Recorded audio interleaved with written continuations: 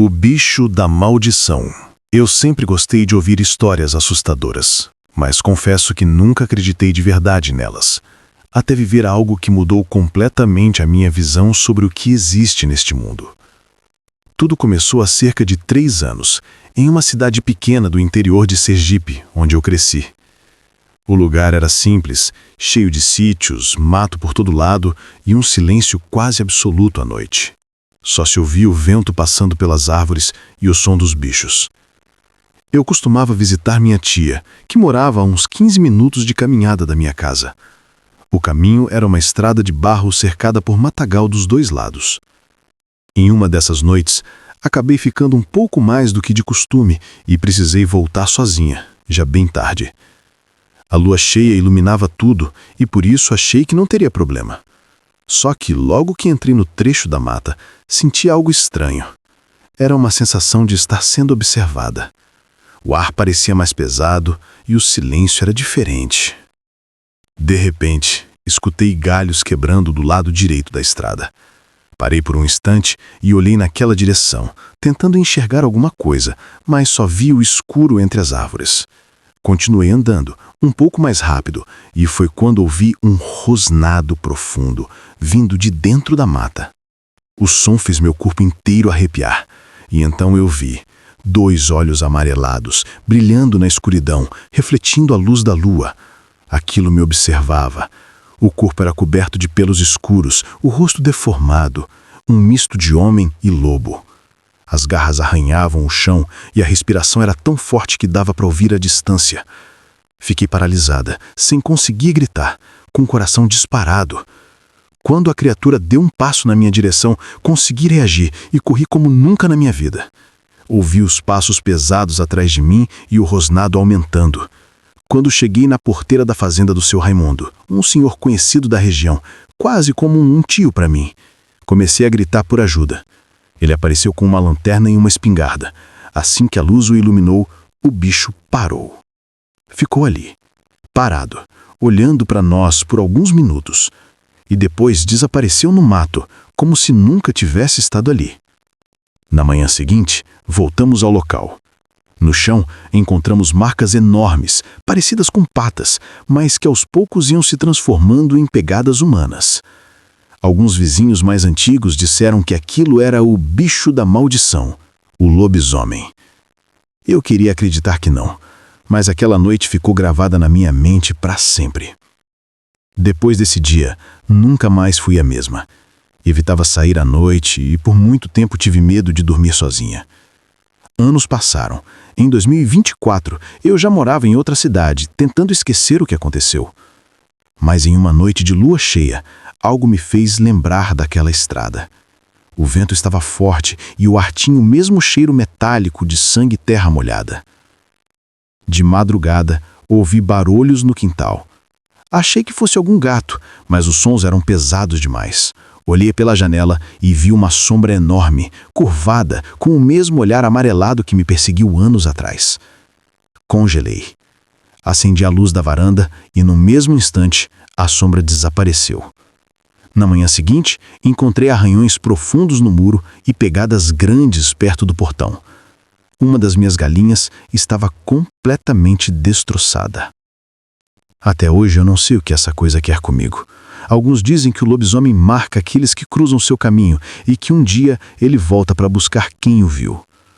Eu não sei se acredito nisso, mas sempre que a lua cheia aparece, o ar parece ficar mais pesado e sinto como se algo me observasse de longe. O seu Raimundo ainda mora naquela fazenda e já me contou que, às vezes, ele e a esposa ouvem passos ao redor da casa durante a madrugada. Eu me mudei para o centro da cidade no começo de 2025, tentando me afastar de qualquer coisa ligada àquele lugar. Eu sempre amei o interior, mas depois do que vivi, ele se tornou meu maior medo. E eu só quero que as pessoas saibam, essas histórias que parecem lendas, às vezes são bem mais reais do que imaginamos. A Mãe d'Água. Eu nasci e cresci em um vilarejo pequeno do interior do Piauí, cercado por rios e matas. Desde criança, ouvia os mais velhos falarem da Mãe d'Água. um espírito que vivia nos rios e encantava quem se aproximava demais. Diziam que ela aparecia sempre à noite, de cabelos longos, pele clara como a lua e olhos azuis como o céu depois da chuva. Mas ninguém levava muito a sério. Parecia mais uma daquelas histórias para assustar as crianças. Até o dia em que eu vi. Eu devia ter uns 17 anos. Era uma noite quente de verão e um grupo de amigos decidiu ir nadar no rio depois da festa da padroeira. O lugar era bonito, cercado de pedras e árvores, e a lua cheia iluminava tudo.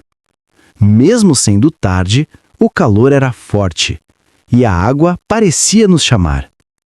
Entrei por último, rindo, jogando água em todo mundo. Foi quando senti algo roçar no meu pé. Achei que fosse um peixe, mas, logo em seguida, veio uma corrente gelada, como se algo enorme tivesse passado por baixo de mim. O silêncio tomou conta do grupo. Um dos meninos perguntou se alguém tinha visto aquilo. Ninguém respondeu. De repente, uma voz doce ecoou por entre as árvores, cantando uma melodia que parecia hipnotizar. A canção vinha do outro lado do rio. Olhei e vi uma mulher sentada sobre uma pedra. O cabelo molhado caía até a cintura, e o brilho da lua refletia na pele dela, quase translúcida. Ela sorria.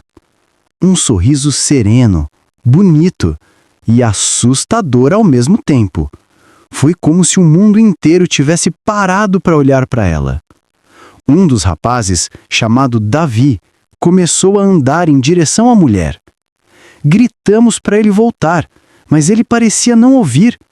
A cada passo, a correnteza aumentava e a água subia rápido. De repente, a mulher abriu os braços e Davi mergulhou em direção a ela. Tudo aconteceu em segundos. A água se fechou sobre os dois e o canto cessou. Corremos para tentar encontrá-lo, mas o rio ficou calmo, sem nenhum sinal. Chamamos ajuda e o corpo do Davi só apareceu 2 dias depois, alguns quilômetros rio abaixo. O rosto dele estava pálido e os olhos completamente abertos. Depois disso, ninguém mais teve coragem de ir ao rio à noite.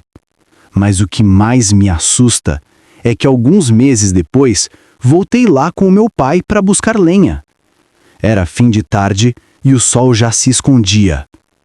Enquanto ele cortava galhos, eu fui até a beira da água. O rio estava quieto, espelhando o céu avermelhado. De repente, vi algo se mover. Uma forma branca, como uma mulher, deslizando por baixo da superfície. Ela se virou por um instante e eu vi o mesmo rosto, os olhos azuis e o sorriso calmo. Corri de volta, tremendo. Meu pai perguntou o que houve, mas eu não consegui responder. Desde então, nunca mais fui naquele rio. E o que é mais estranho é que sempre que chove forte, ouço aquele mesmo canto vindo de longe, misturado ao som da água. Alguns dizem que a mãe d'água leva os homens que a desejam. Outros acreditam que ela guarda as almas daqueles que morrem afogados. Mas eu acho que ela simplesmente escolhe quem vai ver e quem vai acreditar. Eu vi e nunca mais consegui esquecer aquele olhar. O lobisomem do Piauí. Hoje eu tenho 16 anos, e essa história que eu vou contar foi passada para mim pela minha mãe. O nome dela é Lourdes, e ela é a mais velha de 17 irmãos. Sim, 17. A família dela sempre foi grande e vivia numa fazenda antiga, no interior do Piauí. O tipo de lugar onde a noite chega de repente e o silêncio da mata parece esconder mais do que revela. A última filha da minha avó se chamava Ana. Desde pequenininha, a minha mãe dizia que a Ana era diferente. Muito quieta, quase não chorava e tinha um olhar estranho. Um olhar que parecia enxergar além. Quando ela tinha uns 8 anos, começaram a acontecer coisas estranhas lá na fazenda. À noite, os cachorros latiam sem parar, os porcos ficavam agitados e o gado se espantava, como se algo rondasse os currais. Os homens da casa começaram a vigiar, achando que fosse ladrão de gado. Mas o que viram, ninguém esqueceu até hoje. Numa madrugada de lua cheia, minha mãe acordou com um barulho lá fora. Ouviu passos pesados e um gemido rouco que não parecia humano. Ela levantou devagar e olhou pela janela. O que viu congelou o sangue dela. Entre as sombras do terreiro havia uma criatura curvada, enorme. O corpo coberto de pelos escuros e os olhos brilhando num tom avermelhado. Aquela coisa se movia entre os animais, farejando o ar. E quando ela se virou para olhar direto para a janela, minha mãe teve certeza. Não era um homem. Ela correu para acordar minha avó, mas quando voltaram para olhar, a criatura já tinha sumido. Só restavam pegadas, marcas grandes, fundas, que iam até o meio da estrada e desapareciam. Durante semanas, o terror tomou conta da fazenda. As galinhas sumiam, cabritos eram encontrados mortos com o pescoço dilacerado, e sempre nas noites de lua cheia. Um dos tios da minha mãe, homem corajoso e desconfiado, jurou que ia descobrir o que era aquilo. Na próxima lua cheia, ele esperou escondido perto do curral, com uma espingarda e uma lamparina fraca. E foi ali que ele viu a transformação. Um homem que todos conheciam, o compadre da família, vizinho de anos, caminhou até o terreiro, curvado como se sentisse dor. De repente, ele caiu de joelhos e começou a se contorcer. Os ossos estalavam, o corpo se alongava, e o som que saiu da garganta dele não era humano. O compadre virou a criatura. O tio da minha mãe atirou, mas o tiro só o feriu de raspão. A fera fugiu para dentro da mata e nunca mais ninguém viu aquele homem. A casa dele ficou abandonada e com o tempo virou ruína. Mas até hoje, nas noites de lua cheia, os moradores juram ouvir uivos vindos do mato. Uivos longos, tristes, como se alguém pedisse para ser liberto da maldição. A minha mãe diz que nunca mais conseguiu esquecer aquele olhar vermelho na escuridão. E toda vez que o luar toca o chão da varanda, ela reza em silêncio. Porque aqui, no interior do Piauí, todo mundo sabe que certas maldições nunca acabam. E o lobisomem ainda anda por aí.